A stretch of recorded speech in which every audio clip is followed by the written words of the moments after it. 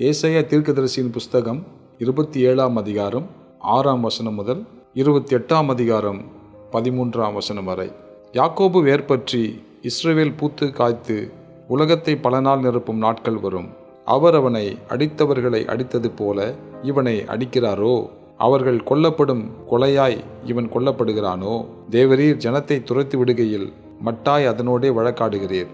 கொண்டல் காற்றடிக்கிற நாளிலே அவர் தம்முடைய கடுங்காற்றினால் அதை விலக்கி விடுகிறார்.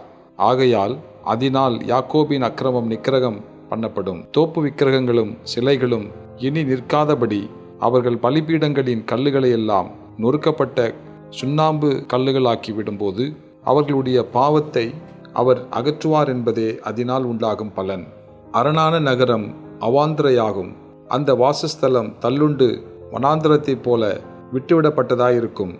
கன்றுக்குட்டிகள் அங்கே மேய்ந்து அங்கே படுத்துக்கொண்டு அதன் தழைகளை தின்னும். அதன் கொப்புகள் உலரும்போது ஒடிந்து போம். ஸ்திரீகள் வந்து அவைகளை கொளுத்தி விடுவார்கள். அது உணர்வுள்ள ஜனமல்ல. ஆகையால் அதை உண்டாக்கினவர் அதற்கு இறங்காமலும் அதை உருவாக்கினவர் அதற்கு கிருபை செய்யாமலும் இருப்பார். அக்காலத்திலே கர்த்தர் ஆற்றங்கரையின் விளைவு தொடங்கி எகிப்தின் நதி மட்டும் போரடிப்பார். இஸ்ரவேல் புத்திரரே, நீங்கள் ஒவ்வொருவராய் சேர்க்கப்படுவீர்கள். அக்காலத்திலே பெரிய எக்காலம் ஊதப்படும். அப்பொழுது அசீரியா தேசத்திலே சிதறடிக்கப்பட்டவர்களும் எகிப்து தேசத்திலே துரத்தி விடப்பட்டவர்களும் வந்து எருசலேமில் உள்ள பரிசுத்த பர்வதத்திலே கர்த்தரை பணிந்து கொள்ளுவார்கள். ஏசாயா 28ஆம் அதிகாரம். எப்பிராயீமுடைய வெறியரின் பெருமையான கிரீடத்துக்கு ஐயோ! மதுபானத்தால் மயக்கமடைந்தவர்களின் செழிப்பான பள்ளத்தாக்குடைய கொடுமுடியின் மேலுள்ள அலங்கார ஜோடிப்பு வாடிப்போகும் புஷ்பமே! இதோ திராணியும் வல்லமையும் உடைய ஒருவன் ஆண்டவரிடத்தில் இருக்கிறான். அவன் கல்மழை போலவும் சங்கார புசல் போலவும் புரண்டு வருகிற பெருவெள்ளம் போலவும் வந்து கையினாலே அதை தரையில் தள்ளிவிடுவான். எப்பிராயீமுடைய வெறியரின் பெருமையான கிரீடம் காலால் மிதித்து போடப்படும். செழிப்பான பள்ளத்தாக்குடைய கொடுமுடியின் மேலுள்ள அலங்கார ஜோடிப்பாகிய வாடிய புஷ்பம் பருவ காலத்துக்கு முன் பழுத்ததும் காண்கிறவன் பார்த்து அது தன் கையில் இருக்கும்போதே விழுங்குகிறதுமான முதல் கனியைப் போல இருக்கும். அக்காலத்திலே சேனைகளின் கர்த்தர் தமது ஜனத்தில் மீதியானவர்களுக்கு மகிமையான கிரீடமாகவும் அலங்காரமான முடியாகவும் நியாயம் விசாரிக்க உட்கார்கிறவனுக்கு நியாயத்தின் ஆவியாகவும் யுத்தத்தை அதன் வாசல் மட்டும் திருப்புகிறவர்களின் பராக்கிரமமாகவும் இருப்பார். ஆனாலும் இவர்களும் திராட்சரசத்தால் மயங்கி மதுபானத்தால் வழித்தப்பி போகிறார்கள். ஆசாரியனும் தீர்க்கதரிசியும் மதுபானத்தால் மதிமயங்கி திராட்சரசத்தால் விழுங்கப்பட்டு சாராயத்தினால் வழித்தப்பி தீர்க்க தரிசனத்தில் மோசம் போய் நியாயம் தீர்க்கிறதில் இடறுகிறார்கள்.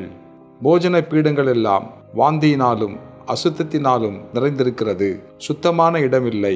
அவர் யாருக்கு அறிவை போதிப்பார்? யாருக்கு உபதேசத்தை உணர்த்துவார்? பால் மறந்தவர்களுக்கும் முளை மறக்க பண்ணப்பட்டவர்களுக்குமே கற்பனையின் மேல் கற்பனையும் கற்பனையின் மேல் கற்பனையும் பிரமாணத்தின் மேல் பிரமாணமும் பிரமாணத்தின் மேல் பிரமாணமும் இங்கே கொஞ்சமும் அங்கே கொஞ்சமுமாம் என்கிறார்கள். பரியாச உதடுகளினாலும் அந்நிய பாஷையினாலும் இந்த ஜனத்தோடே பேசுவார். இதுவே நீங்கள் இளைத்தவனை இளைப்பாற பண்ணத்தக்க இளைப்பாறுதல். இதுவே ஆறுதல் என்று அவர்களோடே அவர் சொன்னாலும் கேட்க மாட்டோம் என்கிறார்கள். ஆதலால் அவர்கள் போய் பின்னிட்டு விழுந்து நொறுங்கும்படிக்கும் சிக்குண்டு பிடிபடும்படிக்கும் கர்த்தருடைய வார்த்தை அவர்களுக்கு கற்பனையின் மேல் கற்பனையும் கற்பனையின் மேல் கற்பனையும் பிரமாணத்தின் மேல் பிரமாணமும் பிரமாணத்தின் மேல் பிரமாணமும் இங்கே கொஞ்சமும் அங்கே கொஞ்சமுமாக இருக்கும். ஏசாயா 29ஆம் அதிகாரம் 22 முதல் 23 வரை. ஆகையால் ஆபிரகாமை மீட்டு கொண்ட கர்த்தர் யாக்கோபின் வம்சத்தை குறித்து இனி யாக்கோபு வெட்கப்படுவதில்லை, இனி அவன் முகம் செத்து போவதும் இல்லை. அவன் என் கரங்களின் செயலாகிய தன் பிள்ளைகளை தன் நடுவிலை காணும்போது என் நாமத்தை பரிசுத்தப்படுத்துவார்கள். யாக்கோபின் பரிசுத்தரை அவர்கள் பரிசுத்தப்படுத்தி இஸ்ரவேலின் தேவனுக்கு பயப்படுவார்கள். மத்தேயு எழுதின சுவிசேஷம் 2ஆம் அதிகாரம் 1 முதல் 12 வரை.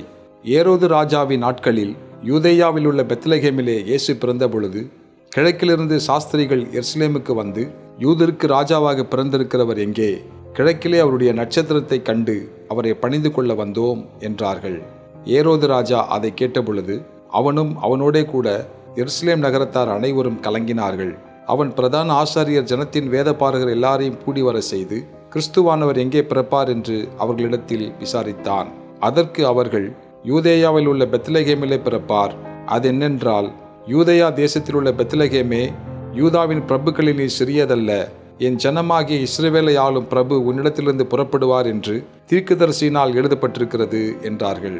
அப்பொழுது ஏரோது சாஸ்திரிகளை இரகசியமாய் அழைத்து நட்சத்திரம் காணப்பட்ட காலத்தை குறித்து அவர்களிடத்தில் திட்டமாய் விசாரித்து, நீங்கள் போய் பிள்ளையை குறித்து திட்டமாய் விசாரியுங்கள். நீங்கள் அதை கண்ட பின்பு நானும் வந்து அதை பணிந்து கொள்ளும்படி எனக்கு அறிவியுங்கள் என்று சொல்லி அவர்களை பெத்லகேமுக்கு அனுப்பினான்.